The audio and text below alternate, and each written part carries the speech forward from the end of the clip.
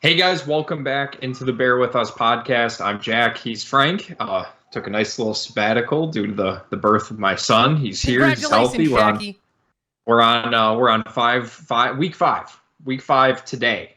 Today at 4:39 p.m. He turned 5 weeks old. So Frankie, I appreciate it. I appreciate the patience, and I'm just really excited to get back to doing the podcast. We have a lot to talk about. Missed the entire preseason, but ultimately there wasn't much to talk about. To be honest with you, Frank, there was kind of a forgettable preseason. Obviously, the Bears have been dealing with a lot of injuries. They just released their 53-man roster. I guess it's technically official, though there will still be some more changes, of course. With waivers and things like that, they actually did make some changes, some additions on the waiver wire. So we'll go over the 53-man roster, kind of give our expectations for the season, because there's people, Frank. Preseason is an interesting thing, Frank. I've noticed with a lot of time that I had these last couple of weeks of just sitting on social media while I was trying to get my son to fall asleep in the rocking chair. People lose their mind when it comes to preseason, man. I don't remember, maybe it's just because I haven't engaged like this much in a long time, but it's wild out here, Frankie. It's crazy. I agree, and I think we tackle some of the weirdness that that has happened in today's episode, or that has been said, I should say. But before we get there, Jackie, what's it feel like, man? How's it feel like to be a dad? A lot changes. A lot, you think, you realize how little things that you thought mattered actually matter, Yeah. It's been fun though. I love the kid. Can't deny that. It's been a very fun time. I can't imagine going back to work because that'll be happening in about another month. A little less than a month actually. But just like not being able to be with him every day makes me kind of sad. But it's been fun. It's as hard as people make it sound, people, I appreciate the people who are very upfront about it. It's no picnic, but it's fun. It's a good time. I definitely would not change it for the world. That's for sure. 100%. Yeah, I mean, Jackie, shit, man. It's been a while. It's been a minute. How are things with you, Frank? I feel like I just spent the last 5 minutes talking about things that have happened with me. What's going on with you, man? Listen, things are good. Work has been work, which has sucked, but yeah, I'm also a father myself, so I got a 3-year-old, got a 1-year-old. He just turned 1 a little over a month ago, so just around when we started the little hiatus here, things are chugging along. No complaints on my end. But you know what, Frank, people do have complaints about? That's the Bears roster. All right. That's true. That's a good transition. We're right back in the swing of things, Frankie. Fuck yeah, Let's fucking go. If you guys were wondering if we're going to do our week 1 picks, I completely forgot that there's like this off week now with the 3 weeks of preseason. Yep. So we'll be doing our picks next week for week 1. And the Bears, it's not a night game. It's not Sunday night. It is a late game, which I'm not a huge fan of. It is at home, so against the Packers. We'll get to that a little bit later. But first, Frank, let's talk about this 53-man roster. And let's start where everybody expects us to start. And let's start with the offense. I really don't think there were a ton of big surprises, if I'm being honest with you. Kind of lined up how we thought. I do want to kind of get your thoughts on some guys that performed in the preseason, some newcomers such as DJ Moore. We did get to see a little bit of him in the preseason. Of course, quarterback 2, Tyson Bagent, and then of course Roschon Johnson, the 4th-round draft pick for the Bears as well. So, Frank, let's start with the wide receiver group, because I think that's pretty much as clear cut as it gets. You have DJ Moore, Chase Claypool, Darnell Mooney, Velus Jones, Tyler Scott, Equanimeous St. Brown, and then what we were talking a little bit earlier with when it came to the waiver wire, they also added today Trent Taylor to be their punt returner, who was one of the better punt returners in the league. Unfortunately, Velus did not have the showing that we hoped maybe he would as the punt returner. Tyler Scott got some run as the kick returner, but I don't really think they ever viewed him as in the punt return mix. It just didn't really seem like that's his forte. So they brought in Trent Taylor. Frank, any surprises when it came to the wide receiver group? We know that Dante Pettis was put on the injured reserve as well, so made it a little bit easier probably to select that group. Yeah, and that's what I was going to say. I think the only thing that anyone could have been surprised about with all of this was Velus Jones. But as soon as Dante Pettis went on IR, you figured they were gonna keep Velus and potentially look for another punt returner as well. I think the only thing to keep in mind here is that probably means Velus is safe for this year, but that means he's going to have to really pull his weight as a receiver. Like, the experiment with punt and kick returning is over with him, barring drastic injuries, which obviously can always happen. But Jackie, so I guess it's one of two things. One, they're saying, hey, that's over with. Let's see what you can do as a real receiver here, which there's at least 3 that are better than him on the roster. Or they have a role just sort of in mind, whether that, like, regardless of what the long-term goal is here, it's, hey, you're our gadget guy. You're our guy that's going to get some run in the backfield, get a little bit of slot, get a little bit of outside, and that's going to be good for the year. So, just like you said, the Dante Pettis thing certainly made it easier, but that would be the only surprise that there could be with all this. Do you feel the same way? Yeah, I don't know. I feel like I was kind of surprised by how little we saw of Velus Jones and even Tyler Scott. Like, Tyler Scott got a little bit more run in the preseason than Velus did. Full disclosure, I didn't really watch the second game because all the starters were out, and they're just really, I mean, there was nothing there for me. And it's so hard to gauge. I guess from a dynasty perspective, it's more fun to watch those second, third string guys because you're looking for the diamond in the rough. You're looking at Xavier Hutchinson as the 6th round draft pick on the Texans to see if he can be something. You're looking at guys like Jalen Tolbert from last year, like how have they, can they bounce back? Things like that. But from a fan perspective, there's just really not a lot you get from looking at guys going up against the 2s and the 3s. And even then, Velus didn't really do a whole lot. Tyler Scott, I thought he had a little more drop issues than I expected, which was a little disappointing.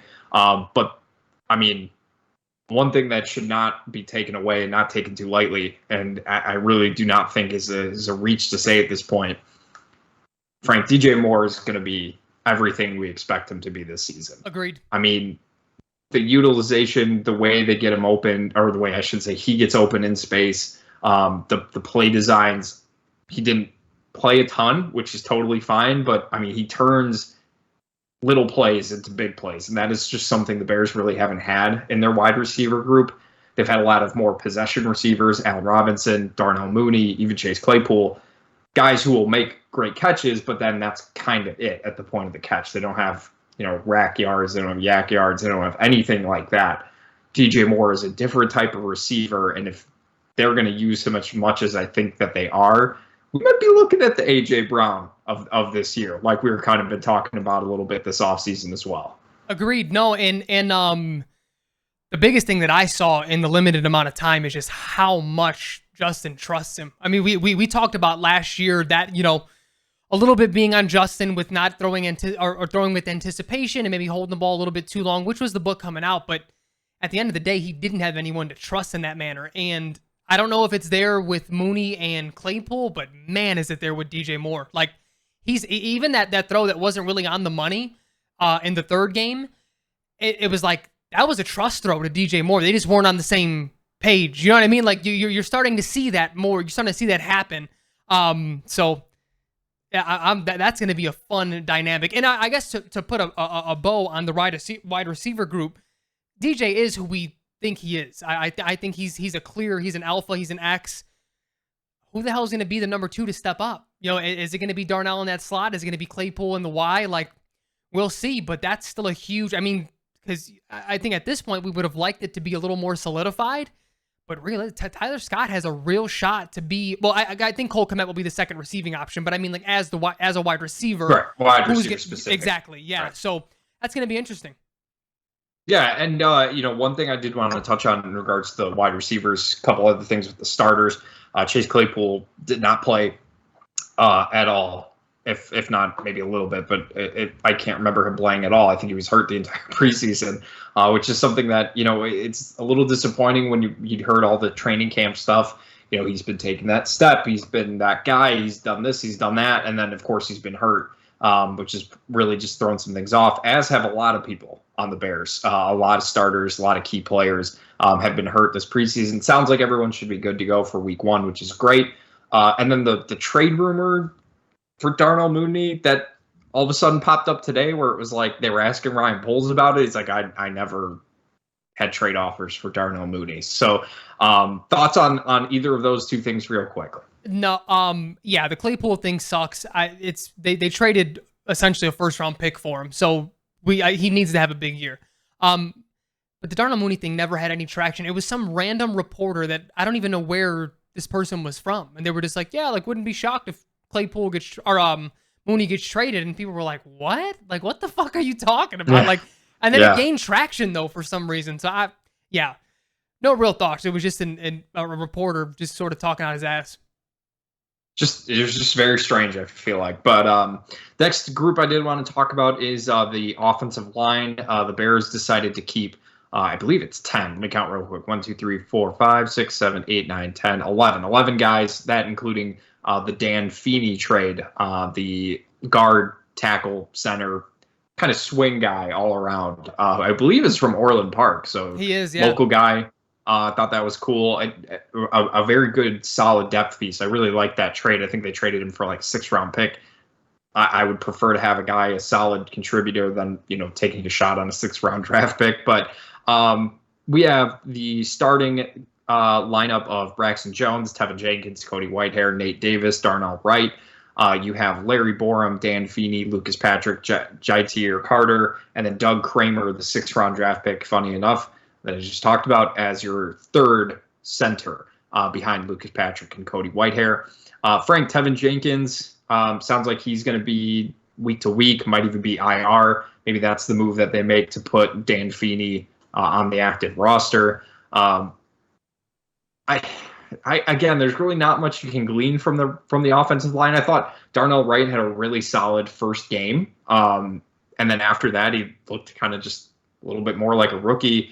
The injuries obviously caused a lot of shakeups, a lot of changes. Nate Davis has been hurt a lot of the offseason as well, which really sucks. I'm glad Larry Borum made the roster. I thought that was good to see. No Alex Leatherwood, he was cut. Cody Whitehair then slid to guard, which Frank brought up as an option while we were texting off the podcast. And then you expected Lucas Patrick to step in as your center, and then he got hurt. And then Doug Kramer was your center, and then he also got hurt as well. So just a lot of injuries. Frank, where is your concern level on a scale of 1 to 10 for this offensive line? Like an 8. I'm not going to bullshit you, Jackie. I'm usually the one who's like, oh, it's okay, calm down. But week 1 is here. Like we're in this thing, and you harken back to the episode that we had. That was the Bears have raised the floor. A big part of that was the offensive line. You get Nate Davis. That's an immediate upgrade at right guard. That means you're moving your former right guard, Tevin Jenkins, to left, who's an immediate upgrade at left guard.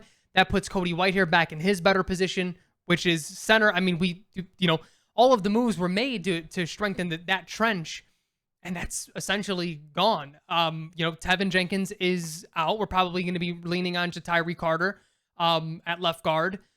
Who knows who's going to be at center at this point? Maybe it's Whitehair, but I don't know, Jack. I'm nervous. We have no idea what we have in Nate Davis. He hasn't played at all. He hasn't practiced much. Just like you said, there was some the rookie right tackle. You just said his name. I'm blanking on his name. Darnell Wright. Darnell Wright. He's had his flashes, but that's just to be expected. Anyone who thought he was going to come in and be phenomenal consistently right out the gate, I think you're kidding yourself. Yeah, Jack, I'm nervous about it, to be quite honest with you. I will say the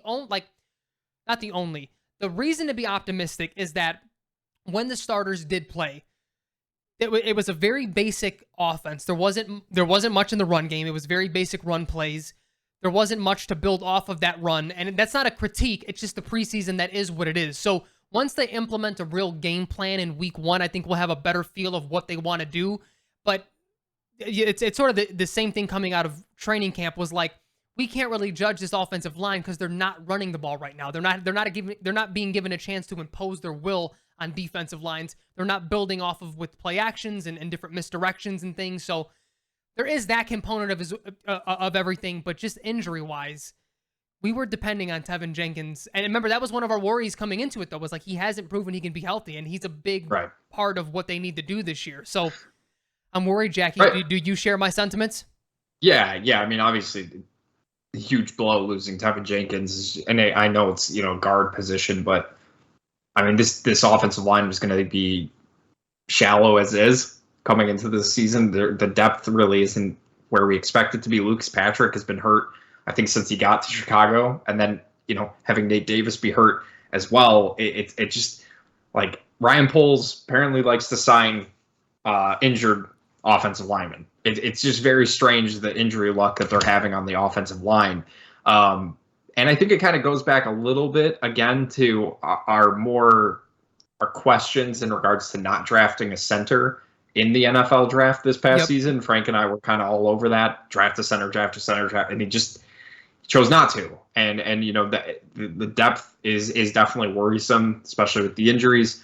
So we'll just, again, you can't really get too far in the weeds of it. There's really nothing to say from the preseason. They looked really bad. They looked really good. There were some things to like. There were some things not like. The injuries do scare us a little bit as well. The tight end group, definitely a little bit quicker of a conversation. No surprises here. Cole Kmet, Robert Tonyan, and Mercedes Lewis as their blocking tight end. Anything there, Frank? Anything at all? No surprises at all. I think the only thing to keep note of is that Kmet had looked, by all accounts, very good in training camp. So he may have got his contract as well. He may take a solid leap here. I'm going to say one thing about the number for Robert Tonyan. I feel like I'm dyslexic when I'm watching him play because I know it's 18, but like as a tight end, I keep like looking at it as 81. I'm like, am I looking at it in a mirror? What am I looking at here? Yeah. Jackie, it's throwing me off. And I don't want to throw off our conversation here too much. But doesn't it, like, my mind plays tricks on me in a similar manner, not necessarily like the flip of the number, but players look bigger or smaller to my brain based on their number. Like, he looks, just because he's wearing 18, I look at him as a receiver now. He looks more like a receiver to me. Right. And even like Teddy B wearing 50, I was like, he looks a little bigger with 50. I don't know what the fuck it is. Like, my brain is so used to these numbers being assigned to certain position groups that it just, like, it makes it look different to me.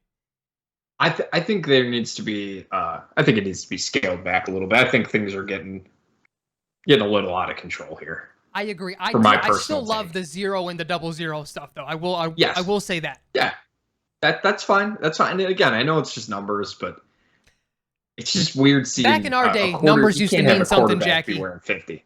Agreed. I agree with you 100%. Frank, let's touch on the quarterback position because I think people have really kind of gotten lost in the weeds here a little bit. Justin Fields, obviously the clear starter. You know what? Before we touch on the backup in Tyson Bagent, let's talk about Justin Fields' preseason. Frank, what'd you think about it?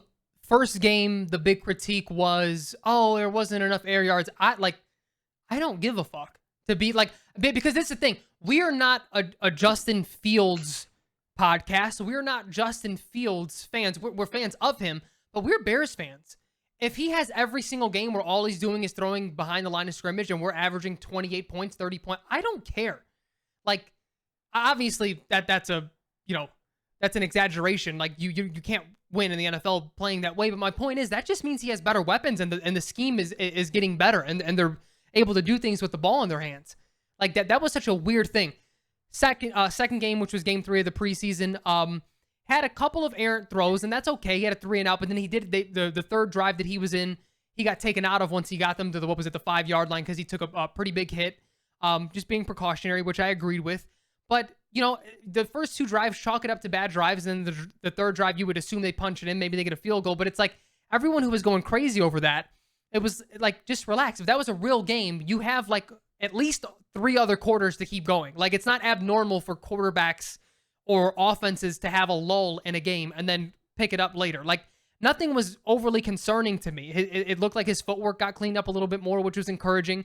It's hard to say if his processor sped up. You're playing backups at the end of the day a lot of the times, or just not full starters. So that portion, there's no comment there. But anyone who was going which way or the other, I think you're just sort of, you have a confirmation bias at that point. Because I don't think I learned too much outside of the fact that DJ Moore is legit. Like, and it has opened the offense a little bit more. So, but no, I mean, it's the preseason and he looked like Justin Fields. You know what I mean? Like, there weren't too many takeaways from it.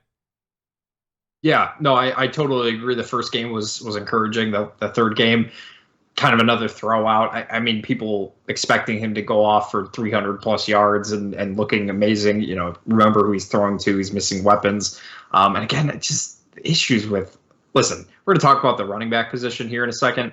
And people ready to crown Khalil Herbert as the running back one, just, no doubt about it. Dude, he has issues catching the football, man. Like, and that was one of the things that I think stood out to me for DJ Moore as much as it did was he's a guy who can make plays. And even Khalil Herbert in that first game did make plays. And I think that's something that was really missing last year was it was just Justin Fields having to do everything. If they could kind of get some guys to like help him out a little bit, Darnell Mooney can maybe turn a 20-yard pass into maybe 25 or 30 or just something like that to make this offense work a little bit better, I think would be great. If you saw my confusion a little bit, Frank, it was because on our Dynasty website, I saw that Tyler Scott was listed as a free agent, and it made me really quickly go to X or Twitter or whatever the fuck you want to call it and take a look. And it sounds like it's just an issue on the website. He was not released. I haven't seen any reports that he had been released, so I had a mini heart attack, like, oh shit, what the hell happened here? But I think we're all good. Frank, Tyson Bagent is your quarterback too. Undrafted Division II quarterback, is the backup to Justin Fields. The Bears paid PJ Walker some money to fill that role. Nathan Peterman was on the roster as well. Those two guys are gone. I know the Bears would like to bring, Ryan Poles did mention he would like to bring Peterman back to the practice squad. We'll see if he chooses to do that or maybe he has some other offers to go elsewhere. But yeah, the Bears told PJ Walker, thanks for nothing, pack your bags, get the hell out, and we're going to roll with this Division II quarterback. Frank, what are your initial thoughts on Tyson Bagent and his offseason that he's had so far? Jackie, listen, I don't understand how any Bears fan cannot be excited about this, because this is something that this isn't a unique take by me. Adam Hogue and all those, those types of reporters have been saying it for years. Everyone has been around I remember since I was a kid, like, we need to just, at the end of drafts, just draft a quarterback. Get undrafted guys, keep them around, because that's the value pick. If they're around for a few years and they know your system and your quarterback gets hurt and they need to plug in, that's easy. Or if they wind up being very good and you have your guy, now you can trade them and recoup draft capital. You've said this before. Other people have said it before. This isn't a unique take. Fellas, this is that. This is the guy. Like, this is, and it's not to say like, oh, he's going to take Justin Fields' spot. No one's advocating for that. But this is what that looks like. You think of the successful organizations in the past, the Patriots they were drafted in the first round some of these years, second round, like, to have that guy. We got an undrafted dude. So from that aspect, everyone should be ecstatic about that. That's number one. Number two is, it's hard for me to not remain impressed with Ryan Poles, man. It really is, because everyone's talking about the $2 million with PJ Walker. Like, for me, just chalk it up and act like Bagent is the one that's getting the $2 million. $2 million for your backup quarterback isn't crazy. Like, that's pretty standard for a backup QB. I think the only conversation that needed to be had was, do we want to keep Peterman around for the actual 53?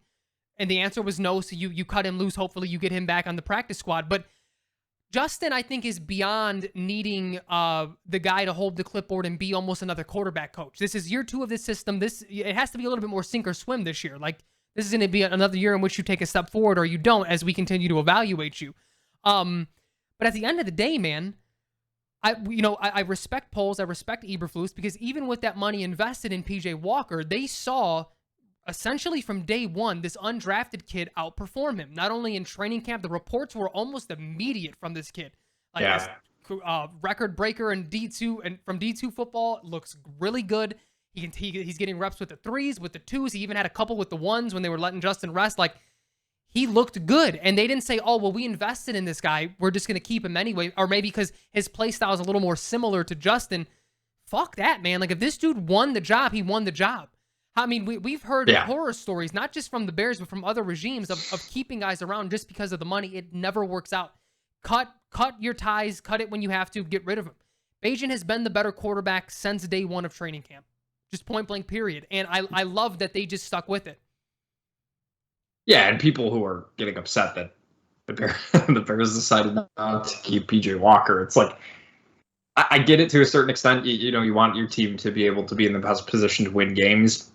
But at the same time, this team is not a PJ Walker away from winning anything, right? Like if Justin has to miss a couple games, I'd rather see what they have in an undrafted free agent in Tyson Bagent, because that ceiling is questionable, right? You kind of know what you have in PJ Walker, and it's not like PJ Walker just didn't it's not like he just randomly lost the job. Like it's no confusion there. He looked bad in the preseason. He looked really, really inaccurate. He looked and from all the reports we heard, that was kind of the consistent theme throughout preseason, was that he just looked bad. He just looked super inaccurate. He wasn't making the right reads. He wasn't making the correct decisions. And I think when you look at a guy like Tyson Bagent, who literally has nothing to lose, I thought the accuracy was really impressive, but I also thought the mobility almost looked closer to what Justin Fields can do than what anything we've seen PJ Walker do in his career so far, which was one of the reasons you and I were really liked the PJ Walker signing at the beginning, was because of that mobility that he had. But I think we saw more of that from Tyson Bagent, who was creating plays and making things happen, and just the confidence that he has as an undrafted free agent D2 quarterback. Like he was making some throws. His third preseason game would have looked a lot better if that tight end Carlson had caught the ball. Like I agree. Yeah, that was a good throw, man. It was. No, he is, me and you've talked about quarterback philosophy coming out of college, and obviously he wasn't playing at the highest of levels from D2, but just the reps that he had in college and like understanding an offense, the ability to pick up an offense.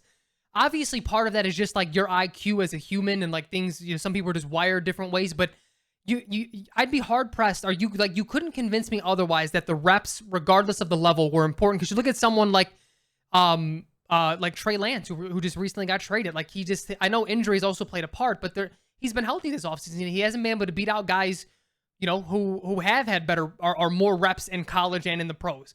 That matters. Like this dude's, what was he, like a 2 or 3 year starter in D2 and broke a bunch of records. Like he has the reps. Like it's very clear he was putting the money or the ball on the money where it needed to be. Again, he's not playing the starters. I get it, but we've seen quarterback. I mean, PJ Walker wasn't doing that. You know what I mean? Like we've seen other quarterbacks play that similar level of competition in the preseason and not do that. Like he just flat out won the job, man. And it's exciting. People should be excited about it. Yeah, and I think the take that's just the most ridiculous is that they're nervous that PJ Walker is gone. It's like,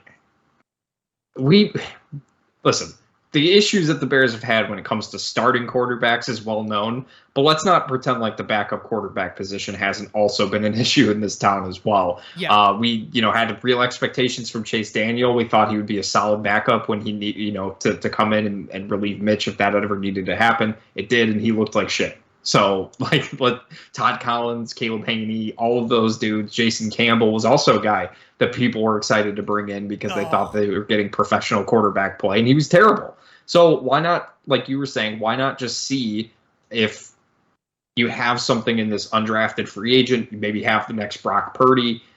And it's not like he didn't look good at all. It's not like they just decided, oh, well, he's an undrafted guy, let's just bring him in. Like he clearly won the job. It really wasn't all that close, in my opinion.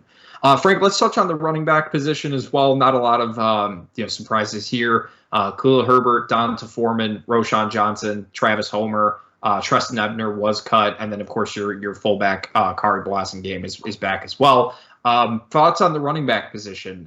Maybe Roschon Johnson, Donta Foreman, Khalil Herbert, any of those dudes?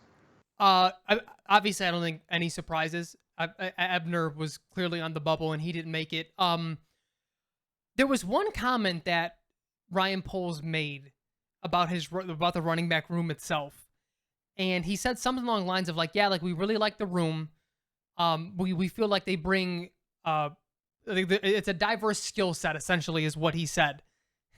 And I'm watching the games and I'm like, I don't think there's a diverse skill set here. I think you have a type. Like they all like when you watch them all run, it's a very similar downhill, hit the hole, or one cut and go. It's not a critique. It's not a bad thing. But as I look at the room, I do feel like they're missing the Tariq Cohen, the scat back, the guy, the third and long. Like who is that receiving? Maybe it's Velas. Maybe that's the answer. But of those three, just style-wise, there's not much really separating them. Are my eyes deceiving me, Jackie? Do you feel like those are three distinctly different styles of runners? Because to me, I don't see that. I would say that there's a slight difference, I think, between Khalil Herbert and Roschon Johnson, but Roschon Johnson is basically down to Foreman. Those two are essentially the same player. I think Khalil Herbert gives you a little bit more speed, but Roschon Johnson, I think, is going to end up being your running back one pretty soon here, Frank. Like his pass blocking was really, really impressive. Yep. I know Donta Foreman got hurt in that last preseason game. We haven't heard a ton about that. It sounds like he's okay. It sounds like everyone's in line to play week one except for Tevin Jenkins. But I was really impressed with Roschon Johnson because I'm going to be honest, like everyone else during the draft, all you hear about is Bijan Robinson and how good he was at Texas. Don't really hear about his backup a whole lot. But after the draft, people were like, look out for this guy. Like this guy. And the Bears were like talking about how much they loved him. And I remember you and I were kind of like, God damn, they love this kid. Like there's got to be something here. He's just kind of like an all-purpose, do-it-all back. And I mean, he made some nice plays in the passing game as well. So I really do expect him to have a legitimate role in this offense. I'm a little concerned about. I don't know if you can give Khalil Herbert the job flat out. That first game, like I said, he made some really, really nice plays. He had that nice touchdown run. That was awesome when he broke the tackle. Need to see more of that. But the drops, the pass blocking, that was one of the biggest concerns. That was one of the reasons you and I would have been okay if they brought back David Montgomery strictly because of the pass blocking. But Roschon Johnson seems to have those duties locked up, and I think he's going to be their best running back when all is said and done at some point this season. Yeah, no, I'm a big fan. Oh no, I like what I saw, and again, that wasn't a critique. I like Foreman a lot. I like Herbert a lot. I like Roschon Johnson a lot. I think my ultimate question, which we don't have to dig into today, though, is Lou Getsy going to be able to use all three of these guys? Because he should, like a good OC will be able to flesh out a role and get reps for all of them. Fantasy owners are going to be pissed about it, but at least until maybe one starts to separate from the other, which it probably would be Roschon at this point. Yeah, and I think the offense, overall, I'm excited to see what we have. I'm hoping it's going to be a fun offense. I'm really excited to see what they do with DJ Moore. I think this guy could be legit. He might be the Bears' best wide receiver in NFL in their team history. If I'm being honest with you, when all is said and done, Brandon Marshall, at least talent-wise, is the only one that I view. Right? I mean, Allen Robinson was good, but I don't think he ever reached the peak of either of those two. Yeah, I don't think so. I'm excited. I'm excited though. I like what we saw. Like you said, I'm with you on the offensive line nerves. Let's talk about defense real quick because I don't think there would be as much to talk about. I think honestly everything was pretty cut and dry. We'll start with the defensive line.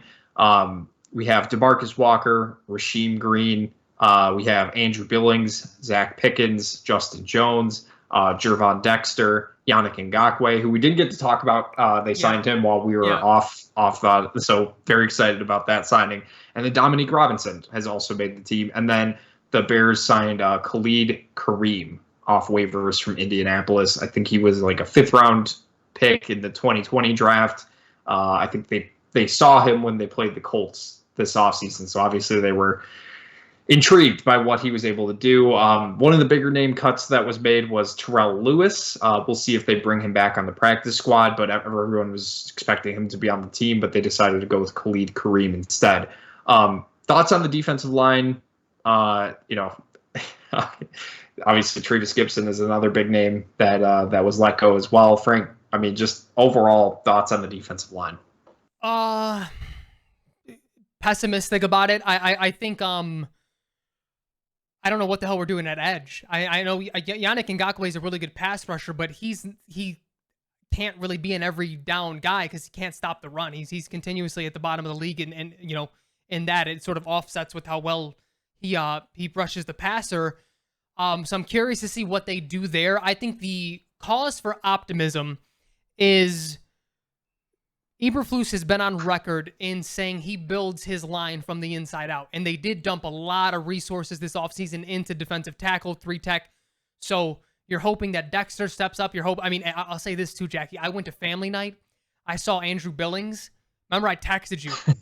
Dude, yeah. Not only is he fucking huge, like not knowing much about him other than how big he was and just like how much he can fill that gap, I think he's a little bit of an underrated pass rusher. His first step and just get up is fucking insane for his size. Like at family night during that practice, he was consistently in the backfield. Like he was punishing the interior offensive line that they had out there. And it wasn't always the starters. They were doing a lot of rotating. It was a practice. You know what I mean? But he looks good. Like he may be one of those guys that is like this regime's Akeem Hicks.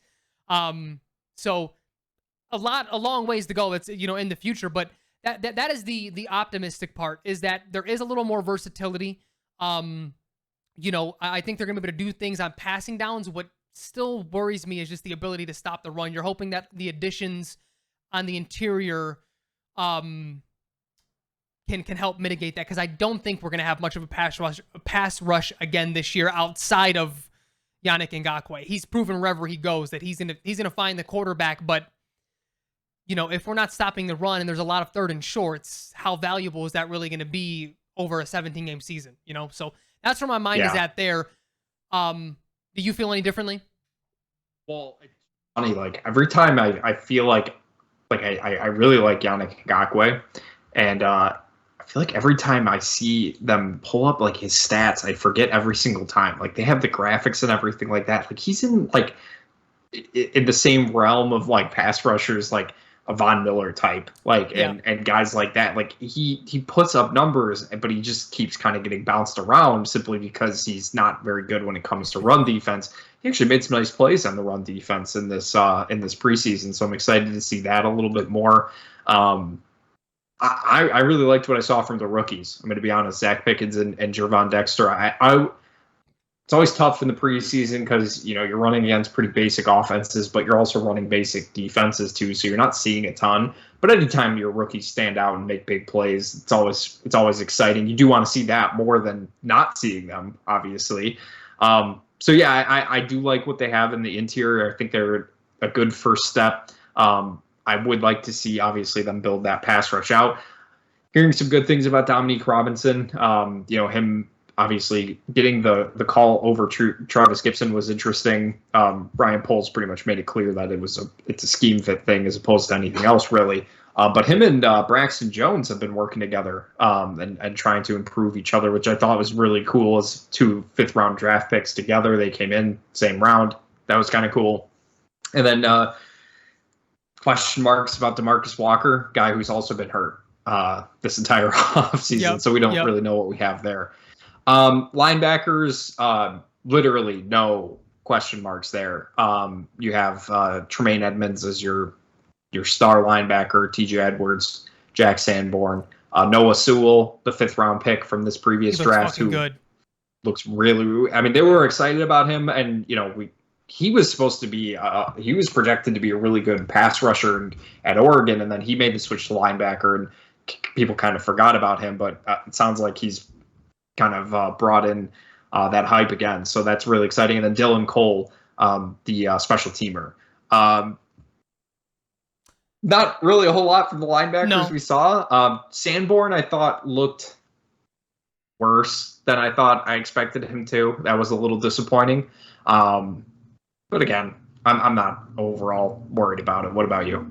No, I'm not either. But he still showed his ability to tackle in the open field in some of those preseason games. That was really encouraging to see. But He ran down Josh Allen in that third game, yeah, and that was really yeah. exciting to see. And I think it came back. There was like a hold in the end zone that brought it back. But regardless, like he's one of those guys that continues to prove that the straight line 40 times speed stuff doesn't always matter.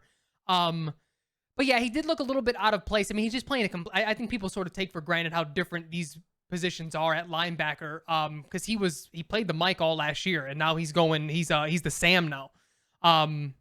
Yeah, because and Edwards is the Will. So I mean, it's right. definitely different. But yeah, in terms of surprises, nothing there. I think the biggest thing that I'm going to be looking out for is if the interior is improved, that should allow linebackers to hit gaps and such to help in that run defense. So that's going to work in tandem with each other as the year progresses. Yeah. I mean, and it's not to say Sanborn didn't make any nice plays. Like I said, he tracked down Josh Allen. He made a couple nice plays on some screen passes against the Colts. So I think they're in a really good spot at the linebacker position. So I think they're covered there.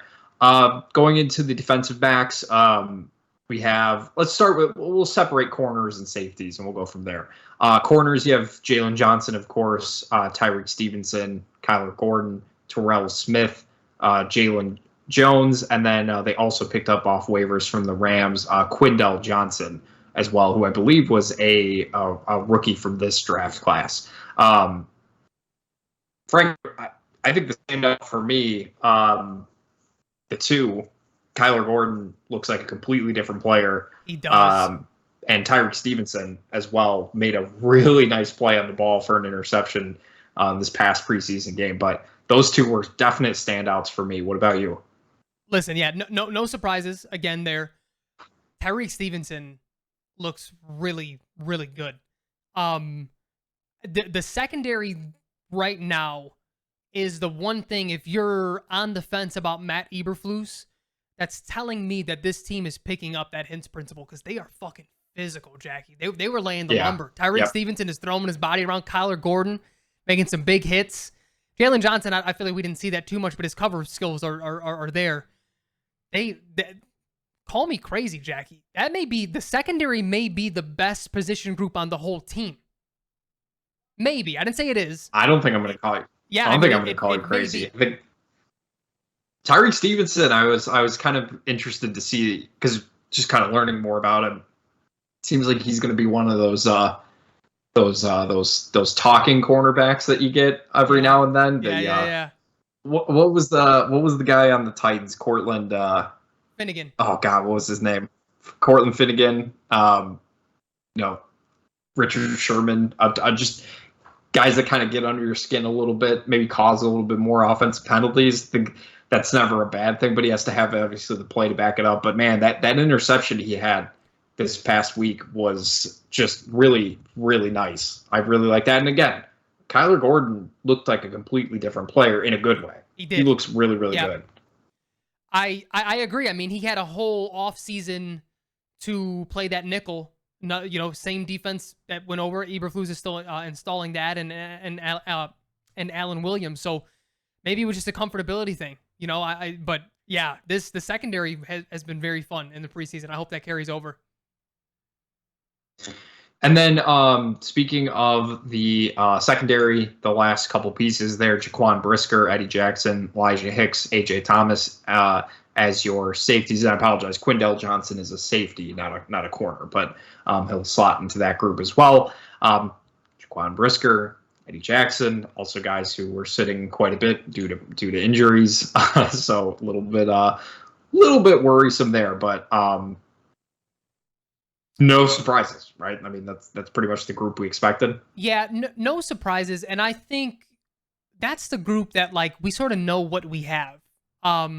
Brisker's still, I think there's some room for improvement from last year, but just player type, him and Eddie Jackson fit very well next to each other. You have one guy in Brisker who isn't scared to make tackles, who isn't scared to really lay the lumber. Guys coming across the middle, that's going to be his job to cover up, and then we've been able to put Eddie Jackson back into that like free safety or center fielder type of thing where he gets to do his own thing sometimes and be that ball hawk. So them not playing outside of like if you're going to miss real time in the regular season, that would be concerning, but not playing and missing some practices isn't as concerning because I think you sort of know what you have in them. Especially for the safety position. There's just, Yep. not a lot of reps you need when it comes to safety. And then, of course, the special teamers, Trent Gill, is your punter, kicker, Cairo Santos, Patrick Scales, long snapper. That group is solid as well. I'm just taking a look right now. It looks like they have Tyler Scott listed as the kick returner, Trent Taylor listed as the punt returner. So, all good there. But overall, Frank, I'd say this is a pretty solid offseason for the Bears. Expectations-wise, I think we covered a lot of, when we were going over the depth chart of kind of what to expect. But, I mean, I don't want Bears fans to think that there's going to be some huge jump in terms of 3-13 or 3-14, I should say, to one of the better records in the league, maybe even a playoff team. I'm thinking maybe somewhere in the 6 to 8 win range, I think is reasonable to expect. I just think the offensive line issues, the depth there is really going to test this team just completely overall. There's still a lot of work to be done. Unless Justin Fields takes that elite step and becomes one of the best quarterbacks in the league, maybe then you're talking 9-10 wins. But the wide receiver group still has me a little bit concerned. It can't just be DJ Moore, right? It can't just be DJ Moore as the wide receiver. You need Chase Claypool, you need Darnell Mooney to both really step up. I think this is a good group. I think this is a very solid. I think Ryan Poles did a very, very good job. We'll see if Matt Eberflus can kind of take the reins and get some performances out of guys that maybe we don't expect to get this team to maybe 10 wins. Yeah, me and you have a pretty similar outlook. While the floor has been raised, the ceiling has a limit with this roster. So I'm right there with you. I'm thinking like 7-8 wins, which honestly, the NFC is so weak that may be a playoff berth with that amount of wins. Which again, with the young quarterback, with the young nucleus, even if they were to get blown out in the wild card game, that's still good experience. We saw the exact same thing happen to the Eagles and Jalen Hurts the year before they make it to the Super Bowl. So that wouldn't be the worst outcome, in the grand scheme of things. But my slight pushback to you, Jack, is even if Justin makes that leap into, okay, this is like superstar elite level quarterback play, I think getting to that 10 win mark, 11 win mark from, let's say 7 or 8 that we both think has a little bit more to do on the defensive side of things, man. I mean, again, we look back to last year. There was a stretch for 5-6 weeks where they were the number one scoring offense in the league. They outscored the Dolphins. They outscored the Lions, and special teams blew it. Defense blew it. Like, we're going to need other facets to step up and just help out a little bit. And again, I think they raised the floor, especially on the defensive line and the secondary, but that's just on paper right now. Those groups are going to have to prove that they can do that over a 17-week season. And as it stands, the secondary, I think, has a lot of pressure on it, man. We don't have a pass rush outside of Yannick Ngakoue, and maybe if Walker is a better player than I'm giving him credit for, or maybe the interior provides that as well. But it's going to I think a lot of our sacks outside of what Ngakoue can do is going to be covered sacks. And if they're as good as we think they can be, maybe that's an added layer that wins you another game or two. But yeah, I think I've seen some projected, they're like, I don't know, someone sent me a graphic the other day, like, was that you, Jack? It was like 12-5. I was like, 12 wins? I don't know, man. No, that's a little, maybe I have another friend who likes to send me things and ask me what my thoughts are. Ooh. And he was like, he's like, I'm the biggest Bears homer that I know. And not me, he was saying that of himself. And he was like, and I don't think 12 wins is in the realm of possibilities. No. I was like, I mean, you'd have to be talking about, we're like missing something as it stands, especially on the defensive side, or like the offensive line is just solidified and there are no injuries or something. But yeah, but the thing is, again, I'm going into this year and I hate that it comes across as a cop-out, but I'm still not as concerned about what the record is. I just need there to be another step forward or a couple steps forward from Justin. The offense to take more steps forward and have more layers to it now that you have some consistency going into the second year with this OC. And to be quite honest with you, where Matt Eberflus's ass is on the line here is you have a pass last year for the defense being as bad as it was, but you got to pick some of your pieces. So I'm not expecting top 10 by any means, but give me a baseline here. Give me something that you bring to the table that shows why you got the job. Right. Yeah, I think this is going to be a big year for the coaching staff, like I said, to really kind of get some performances out of guys that maybe we don't expect. We'll kind of see what that looks like. But overall, I'm excited to see what this team can do. I'm excited to see what this offense really looks like. How are they going to open some things up? And again, worst comes to worst, Frank. They bottom out. Justin Fields sucks. He's terrible. Draft Caleb Williams. But you know what? I agree with you. But if we bottom out, I hope it's because Justin Fields sucks. Not that the team around him is really bad and he's a. You get what I'm saying? Because then we have to build an entire new team. Well, no, it's not. It's not even that. It's partially that. But I don't want the discourse again. Are they going to keep Justin? Or are they like? So right. Show us going back to the Mitch conversation. If you're bad, be bad. If you're good, be good. Exactly. No more question marks. No more question marks. And I don't think that's not going to happen. I really don't think Justin Fields is going to be bad at all. Like, I don't think he's going to be the reason this team wins 1 or 2 games. He's going to be good. They're going to have a good season. Maybe they suck enough to get Marvin Harrison Jr. Yeah. And Jackie, last words from me. There's been a lot of discourse on Twitter, not just exclusive to Justin Fields, but like anytime a quarterback throws a pick now, it's like turned into a meme on Twitter. Like, do people not understand that like that is a stat for a reason? I almost feel that way. Like when people used to growing up, the big thing was, oh, you got your shot blocked. That happens. It's basketball. Like I feel the same thing in football. People are gonna throw picks. Brett Favre is one of the greatest quarterbacks of all time. He also stole from the poor. You know what I mean? He threw a million picks. He threw a million picks. Yeah. It is what it like that happens. When you play, you're gonna throw picks. So like anyone in week 1, Justin may throw a pick or two. That's not like in the grand scheme of things, it's not that big of a deal. Because they were, it's very people were. I guess where I'm coming from is there was some practices where he threw 2 picks to Tyreek Stevenson. Who fucking cares? Like, what are we talking about right now? The offseason is just a fascinating thing because it comes and goes and no one remembers anything from it.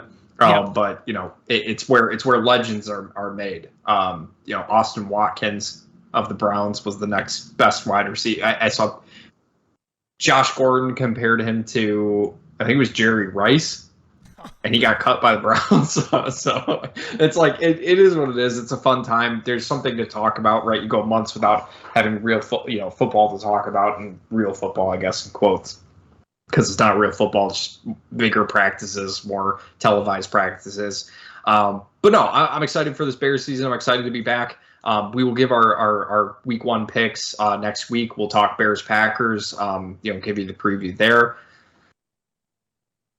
I want to announce my pick right now. Come on, don't do it, Jackie. Hang on to it, baby. Maybe we'll wait. But no, it's gonna be good. We're gonna have a good season. We're gonna have a lot of fun.